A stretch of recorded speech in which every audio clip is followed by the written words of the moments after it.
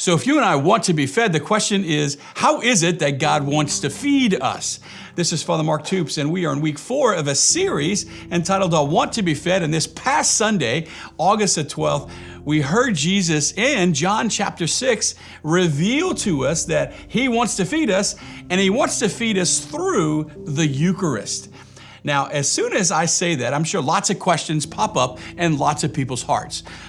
Questions like, is that in the Bible, the Eucharist? Is that something that the Catholic Church made up, or is that really in the Bible? Or people might ask, is the Eucharist really the true presence of Jesus? The Catholic Church professes that, but really, do we really mean that? And perhaps even more importantly, did Jesus mean that?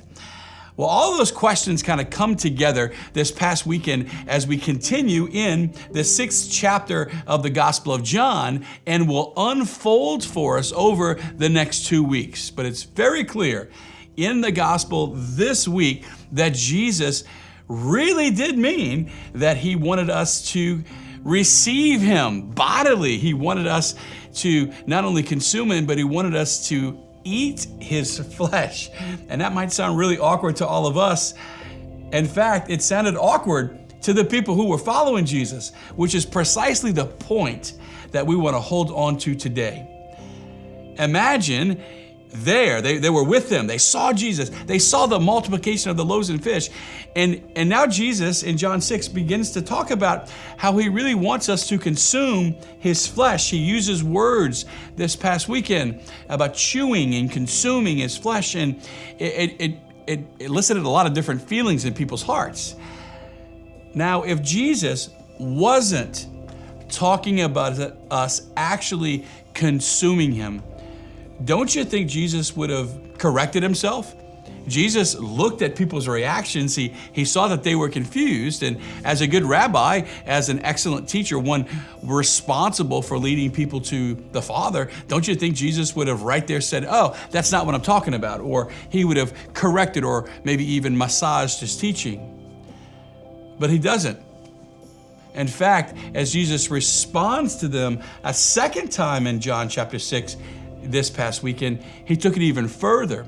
Next weekend, he's going to take it even further. And in 2 weeks, he's actually going to look at them and say, if this teaching is too hard for you, then I'm going to watch you walk away.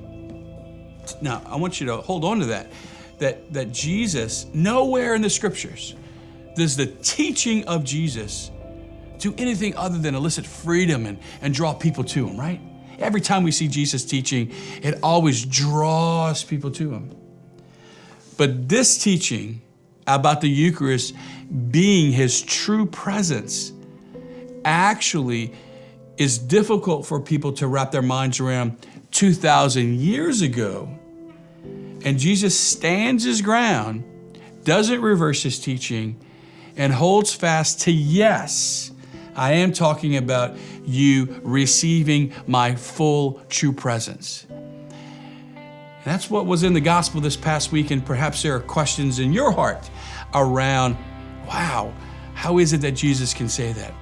And if that's where you are, I would love for you to listen to the rest of the message. You can go to our website, htdiocese.org, and you can click on the homilies, the preaching button, to learn more about what was Jesus at, what was he talking about in John chapter 6, so that not only can Jesus answer your questions, but more importantly, through the Eucharist, Jesus can feed the hunger in your heart.